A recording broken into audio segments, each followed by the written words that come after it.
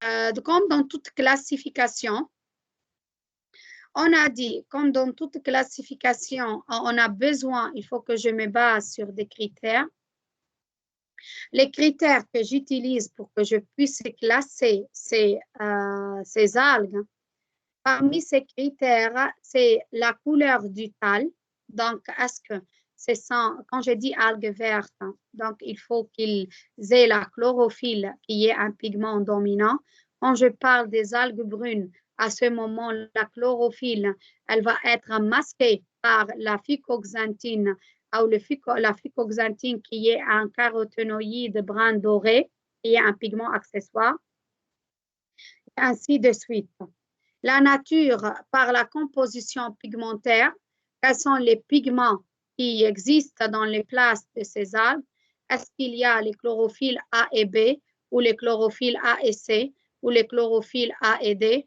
Quels sont les pigments accessoires? Est-ce que c'est seulement les caroténoïdes, ou bien est-ce qu'il y a aussi les phycobilines? Donc, tous ces critères me permettent de distinguer et de classer les algues. Donc, les algues, il faut savoir que toutes les algues possèdent la chlorophylle A comme pigment principal.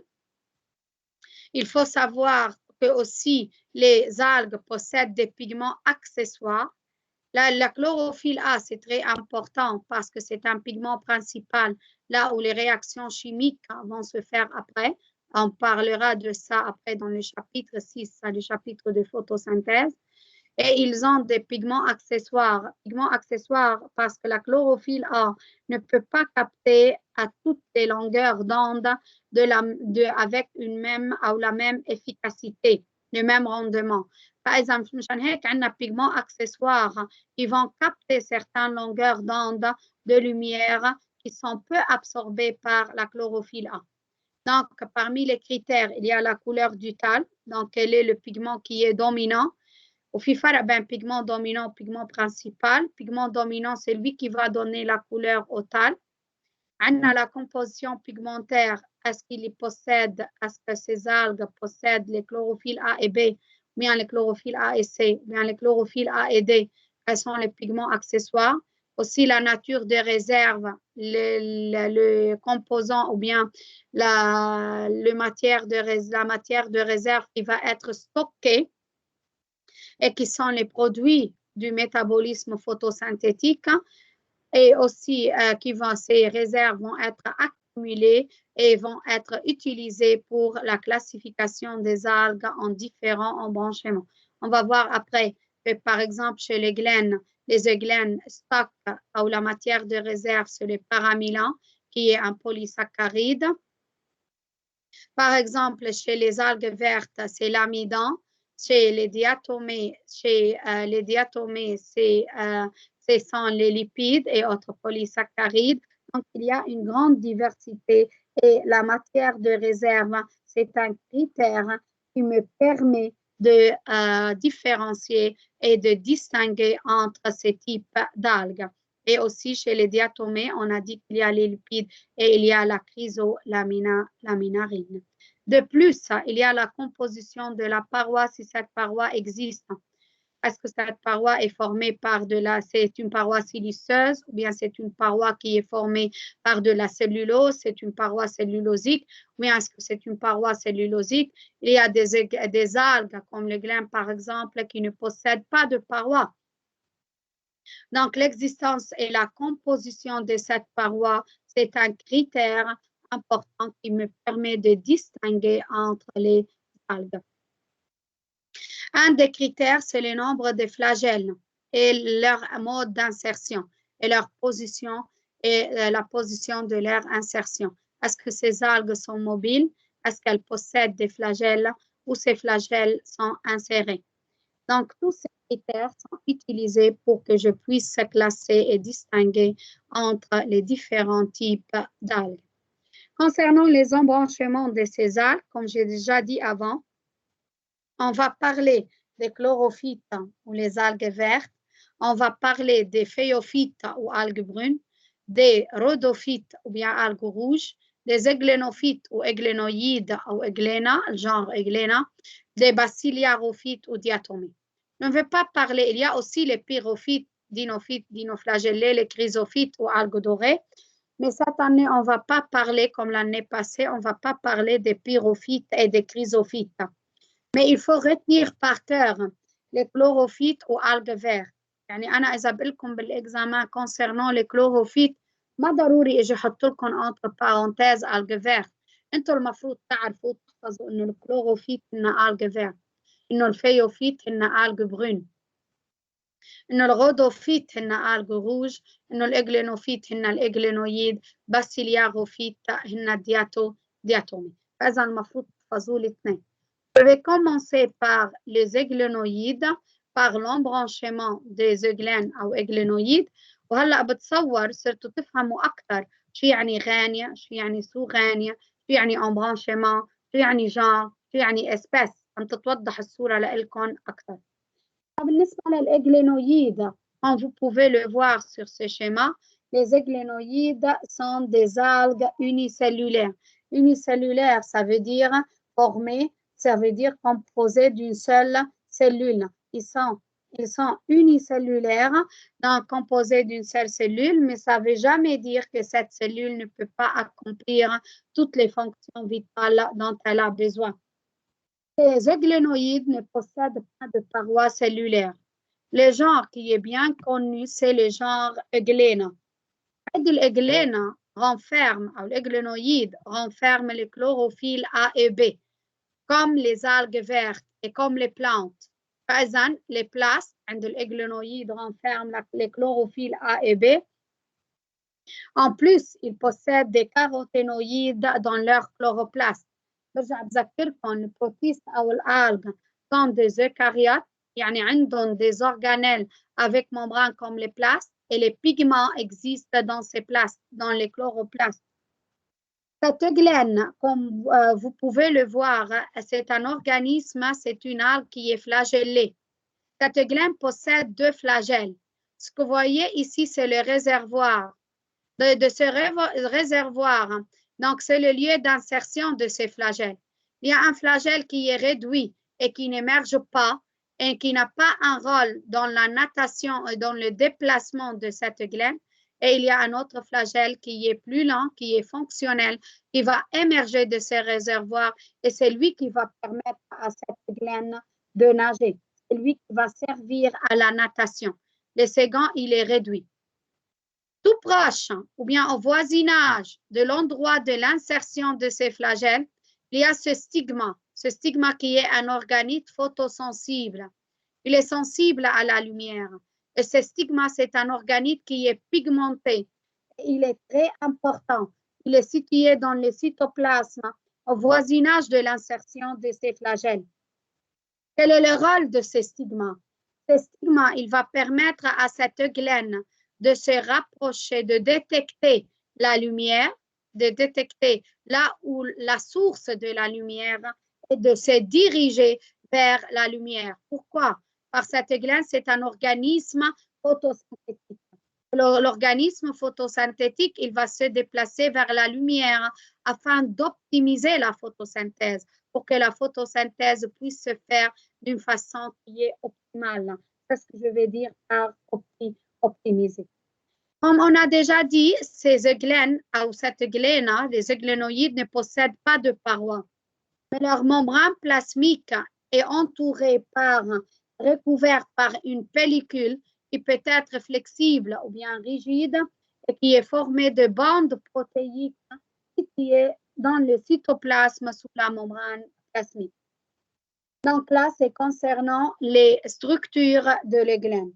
Maintenant, comme j'ai déjà dit, le flagelle qui va émerger et qui est un long flagelle et qui est fonctionnel va permettre à cette glaine ou bien à ces euglénoïdes de nager, à la natation.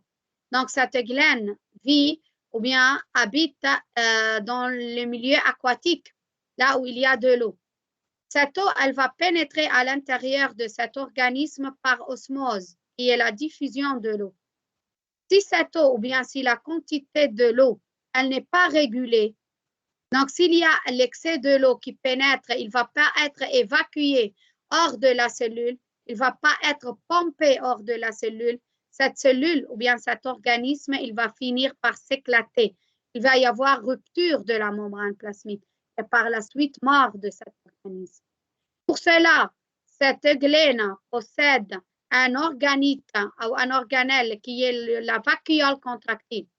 ما قلت لكم بالقبل ما بيعني إذا عندي أورجانيزم unicellulaire إنه هيدا ما il ne peut pas vivre بالعكس بس ما حيكون عنده تسيو أورجانو سيستم حيكون عنده des organelles des organites بيقوموا بهودي الفونكسيون اللي هو بحاجة لإلهم أوكي فإذا الفاكيول كونتراكتيل elle va collecter elle va هتجمع له المي من كل البارتي de la cellule de l'églénoïde هتجيبهم vers le réservoir. Le réservoir, là, c'est l'endroit de l'émergence du flagelle qui est fonctionnel.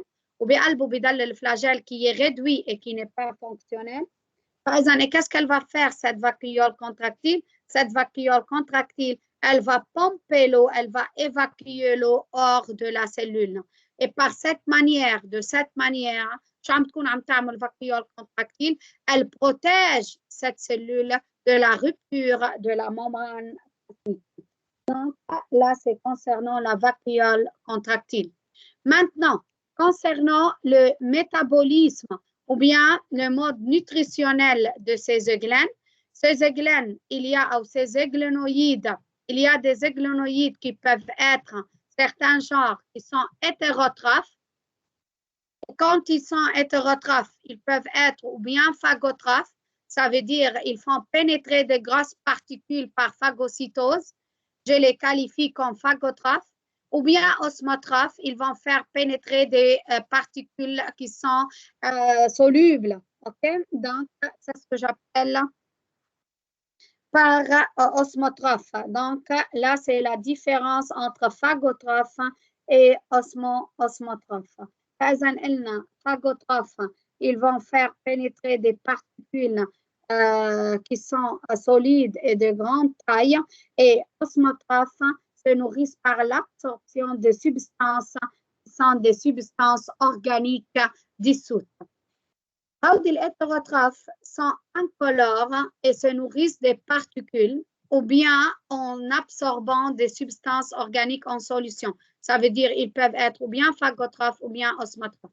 Mais ils sont incolores. Comme ils sont incolores, ça veut dire qu'ils ne sont pas capables de réaliser la photosynthèse. Ils ne peuvent pas être photosynthétiques. Il y a d'autres églénoïdes qui sont mixotrophes. Quand je dis mixotrophes, يعني عندي mix, ils peuvent tirer leur nourriture ou bien de la lumière ou bien du carbone organique. C'est selon les conditions et on va voir ça après. Maintenant, concernant les matières de réserve ou les substances de réserve, ces églénoïdes stockent des granules d'un polysaccharide qui est le paramylan. Tout ça, c'est à retenir par cœur. أكيد قلت لكم قبل كل شيء بتشوفوه en gras بالد الفونت اللي له يعني لونه أسود يكون فونسي هذا مهم بس أكيد ما فيني أقول ادرسوا بس سودي بدنا ندرس كل شيء بس سودي كمان كثير مهمين والمفروض نحفظهم أوكي فإذا c'est le paramylan qui se forme dans le cytoplasme. Donc, c'est contraire au chloroplasme des algues vertes parce qu'on va voir après que les algues vertes ou les chloroplastes des algues vertes, comme les chloroplastes des plantes supérieures, vont stocker l'amidon. Mais contrairement aux chloroplastes des algues vertes, les plastes de ces églénoïdes, de ces églénes, vont stocker un polysaccharide qui est le paramylan. Et après, ces plastes aussi renferment une région qui est riche en protéines et qui s'appelle le pyrénoïde. Donc, je répète, quelles sont les caractéristiques de ces églénoïdes. Ces églénoïdes sont unicellulaires. Ces églénoïdes n'ont pas de parois cellulaires. Ces églénoïdes possèdent les chlorophylles A et B. Ces églénoïdes, l'églène est flagellée avec deux flagelles. Il y a un flagelle qui est lent et fonctionnel et qui émerge du réservoir, et il y a un autre flagelle qui est réduit. Ces églènes possèdent un stigma qui est un organite photosensible et qui existe dans le cytoplasme. Il est au voisinage du réservoir. Ces églénoïdes possèdent la coque vacuole contractile pour protéger la cellule et pour se protéger. L'organisme, c'est unicellulaire. Il est formé seulement d'une seule cellule qui est capable d'accomplir toutes les fonctions vitales dont cette cellule a besoin. Et concernant l'élément de stockage ou la substance de réserve, ce n'est pas l'amidon, c'est un polysaccharide qui est le paramyle. Et aussi, on a dit que ces églénoïdes peuvent être hétérotrophes, peuvent être mixotrophes, peuvent être photosynthétiques, autotrophes. Et ils possèdent une région qui est riche en protéines et qui s'appelle le pyrénoïde. Maintenant, je passe aux diatomées, aux bacillariophytes. Ces diatomées ou bien ces bacillariophytes peuvent être unicellulaires ou bien coloniaux, pluricellulaires. Donc, ces diatomées, comme on a déjà vu, le phytoplancton d'eau douce, il est formé par les diatomées, par les algues vertes unicellulaires et par les cyanobactéries. Donc, ces diatomées sont importants et forment une importante partie du phytoplancton. Quand j'ai dit phyto, c'est en relation avec les plantes. لا هلا هودي الدياتومي منهم plantes.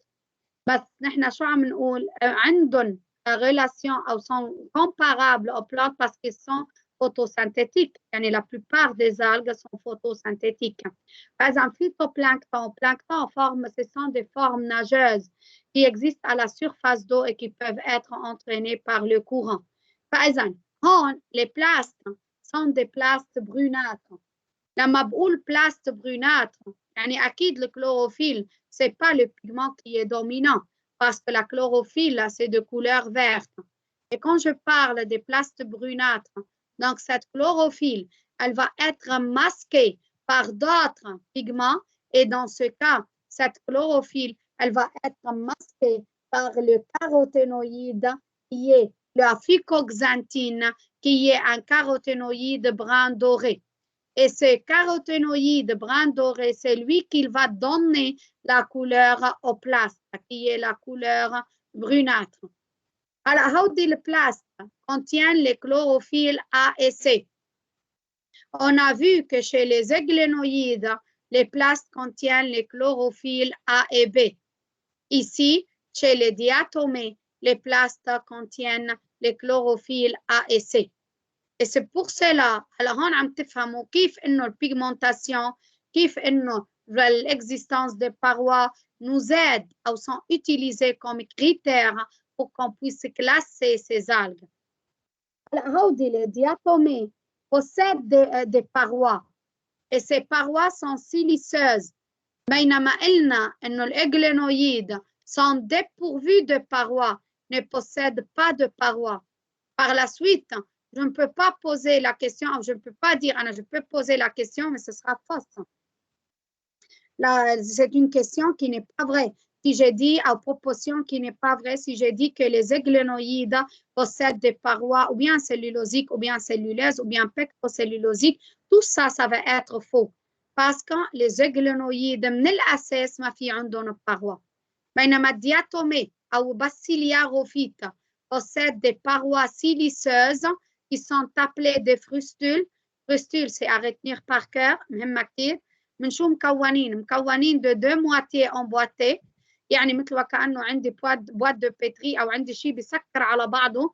Je parle des valves ou bien des moitiés emboîtées. La valve ou la partie, la moitié qui est en haut, donc ça s'appelle épivalve et qui est en bas, ça s'appelle l'hypovalve.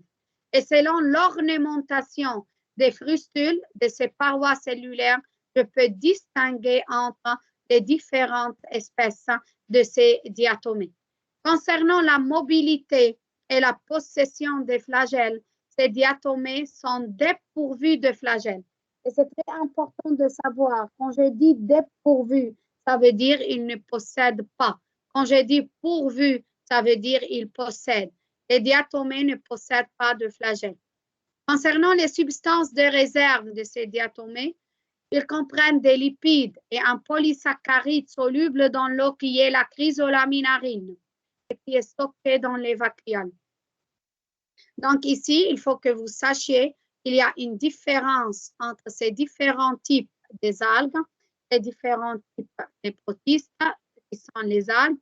فإذا قلنا l'embranchement هو diatomée هو الباسيلاریوفيت. Si je vais le comparer avec les euglénes, les euglénoïdes sont toutes unicellulaires.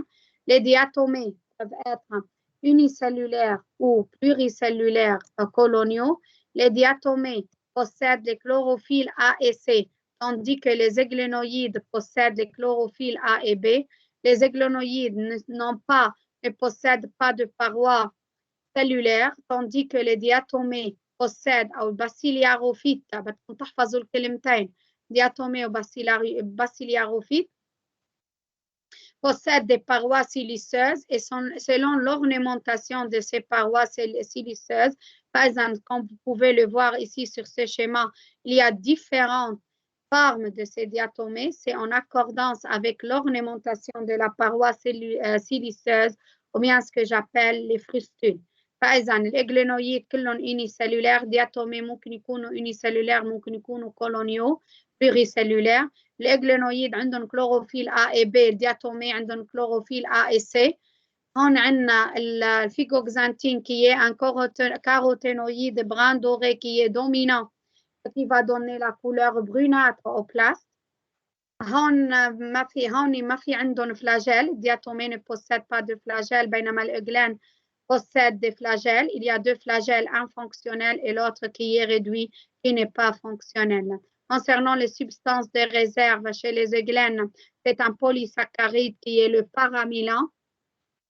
Chez les diatomées, donc, les substances de réserve consistent en des lipides et aussi un polysaccharide soluble qui est la chrysolaminarine et qui est stocké dans les vacuoles.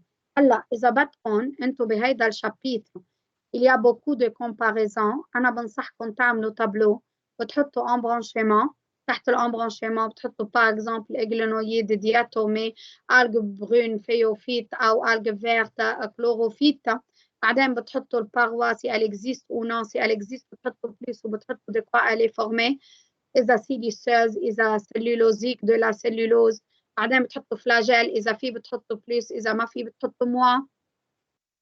بعدين بتحطوا الكلوروفيل بيجمنتاسيون تيب دو بيجمنتاسيون إذا كلوروفيل A et B أو كلوروفيل A et C أو كلوروفيل A et D. بيجمون أكسسوار إذا كاروتينويد بس. عند الدياتومي بتحطوا فيكوxanthine لتعرفوا إنه هي CL qui est le pigment dominant et qui a donné la couleur au plaste. OK. فإذا بتحطوا substance de réserve عند الإجلينويد بتحطوا paramylan. عند الدياتومي بتحطوا الكريزولامينارين وليبيد. بعدين عند الألغ فيرت بتحطوا الأميدان. عند الألغ برون بتحطوا الأمينارين. فإذا هيدا الشيء مش إنه بس بتحفظوا التابلو أو بتدرسوا التابلو. هيدا الشيء بيساعدكم بعدين يعني قبل الإكزامان مضغوطين ما في كتير وقت. إذا بدكم تراجعوا فيكم تراجعوا التابلو بس أكيد الريفيرنس اللي لكم الوحيد هو البوليكا. بس بما انه في كتير كومباريزون فيكم بهيدي الطريقه انكم تدرسون. فيكم تدرسوا لما تدرسوا بعدين ترجعوا تقولون على صوت عالي حتى ما تنسون. بهيدي الطريقه بتكونوا عم بتركزوا الافكار براسكم وما بتنسون. فاذا ici dans cette diapositive vous pouvez voir les différents types de ces او les différentes formes de ces diatomées. وهيدا الشيء بيرجع للornementation كيف striation عم بتصير au niveau des parois siliceuses qui sont les frustules de ces diatomes. Donc maintenant, je passe. Oui. Les diatomées ne possèdent pas de flagelle, يعني هن tous immobiles, صح؟ صح. Ils ne sont pas mobiles أو ne possèdent pas de flagelle. OK. هلا أنا بما إنه بالبوليكوب ما قلت إنه ne sont pas tous immobiles. يعني أنا لما بدي أسأل بحرص كثير على السؤال فبيجي بسألك ne possède pas de flagelle. أوكي؟ هلا لأنه ممكن إنه يكون عندنا دوتر إسباس، لأنه نحن شفنا مثلا مثل البكتيري. بالبكتيري قلنا إنه نحن بالأول قلنا les espèces qui possèdent des flagelles sont seulement mobiles. بعدين رجعت قلت لكم كلمة seulement بدي أحطها entre parenthèses لأنه بعدين شفنا إنه il y a certaines cyanobactéries qui peuvent se déplacer par glissement. Claire؟ Oui. دكار، فإذا فهمتي شو قصدي؟ لأن بالمبدأ أيمن موبيل ما عندهم فلاجيل، بس نحن أنا لما بدي أسأل بحرص كتير إنه يكون شيء واضح لإلكم، وما يكون إنه إذا بريفيرانس أو كان في شيء اسباس رار إنه كي peut se déplacer d'une manière ou d'une autre. فمشان هيك ما بقول elles sont tous immobiles لأنه ما قلتها أنا، ما ذكرتها بالباراجراف ولا لما شرحت. أنا قلت أن possède pas toutes هلا بالمبدأ إيه صح مزبوط، لما ما بيكون في فلاجيل elles ne peuvent pas se déplacer. فهمتي علي صح؟ ميرسي كتير. Ok, de rien. هلا les algues vertes. On arrive aux algues vertes en branchement de chlorophyte. بدي إياكم تحفظوا الالجه فيرت بسميهم chlorophyte. هودي الالجه فيرت لما بدي احكي عن végétaux, je vais dire que les végétaux proviennent d'un ancêtre commun qui est une algue verte. يعني هودي في كتير similarité أو تشابه ressemblance بينهم وبين البلانت. هلا نحن on sait que les plantes possèdent les chlorophylles ou les places des plantes possèdent les chlorophylles A et B. فإذا نفس الشيء هودي الألغة فيرتا elle possède les chlorophylles A et B. Leur place, dans leur place, il y a les chlorophylles A et B. Regardez ici ce que vous voyez là. Ce sont toutes des algues vertes. Vous pouvez voir la diversité de formes de ces algues vertes. Donc, ces algues vertes, comme les plantes supérieures, leur place possède les chlorophylles A et B qui sont associés à des caroténoïdes. Ils possèdent les mêmes pigments que les végétaux supérieurs. Les algues vertes, comme les végétaux, à la fin de la photosynthèse, élaborent l'amidon. Et cet amidon qui est élaboré par la photosynthèse, c'est la substance de réserve. Cet amidon, il peut être stocké sous forme des grains isolés ou bien il peut être regroupé autour d'une région riche en protéines qui est le pyrénoïde. Aussi, on a vu les pyrénoïdes ou chez les églénoïdes. Par exemple, les églénoïdes, comme les algues vertes, leur place possède les chlorophylles A et B, et comme les algues vertes et les plantes, possèdent les chlorophylles A et B, وهيدا الإجلينويد مثل الألغ فيرت عنده une région qui est riche en protéines اللي هي البيرينوïdes. Les algues vertes, comme les plantes supérieures, comme les végétaux supérieurs, possèdent une paroi et cette paroi, elle est composée de la cellulose. On parle de paroi cellulosique. Regardez ici, s'il vous plaît, ce que vous voyez là. Ce sont les différentes formes, ou bien si vous voulez, la diversité morphologique qu'on trouve chez les algues vertes. Les algues vertes présentent une grande diversité morphologique avec des formes qui peuvent être unicellulaires flagellées comme Chlamydomonas ou bien unicellulaires non flagellées comme Chlorella. هلا ما بدي تحفظوا لي Chlorella بس Chlamydomonas يعني كمان بالبوتانيك يعني انتم حتحفظوها بعدين بس تاخذوا الريبرودكسيون فيجيتال لانه en cours de reproduction végétale بالcours تبع reproduction végétale quand on pose des questions on va dire le cycle de reproduction chez Chlamydomonas او chez Chlamydomonas المفروض تعرفوا ان algue verte واكيد مع الوقت يعني بس تاخذوا reproduction végétale حتحفظوها. فاذا Chlamydomonas c'est une algue verte qui est unicellulaire et qui est mobile, qui est flagellée. Ils peuvent être non flagellés comme Chlorella. Ils peuvent être létales, ils peuvent être coloniales, pluricellulaires comme Volvox. Et on peut parler de tales filamenteux simples comme Spirogyra qui existent sous forme de filaments simples. Spirogyra هتحفظوها لأنه كمان حتمرق معي بالreproduction végétale. بعدين عندنا التال peut être parenchymateux أو ممكن يكونوا ramifiés. يعني هيدا الفيلامون principal et à partir de ces filaments, il y a des ramifications مثل cladophore أو codium. ممكن يكونوا تال parenchymateux يعني أو membraneux qui ont la forme de feuillet comme ulva أو اللي بسميها laitue de mer.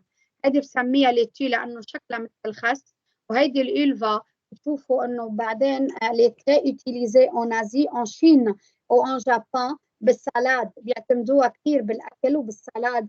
وبدي تعرفوا إنه الألغ sont très importants لأنه الألغ sont riches لأنه les algues sont riches en vitamines et sont riches en iode et on peut les utiliser aussi pour traiter les personnes qui ont des maladies ou bien qui ont des problèmes au niveau de leur thyroïde.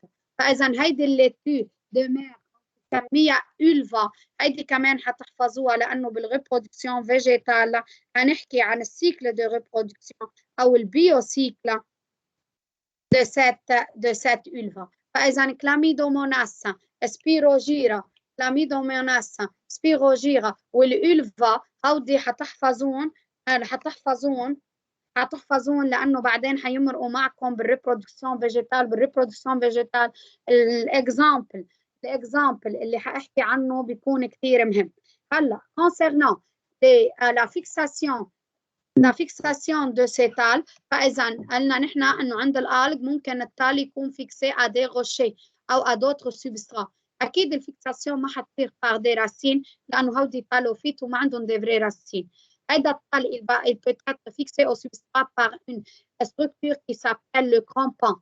هيدي الكرامبون structure منا racine ومنا rhizoïde. structure لها بتختلف عنهم بس مثل ما شايفين هيدي c'est une structure qui est rigide et qui permet à ce tal de se fixer au substrat. Alors, عند l'algue verte, chaque cellule du tal contient un noyau et un chloroplaste.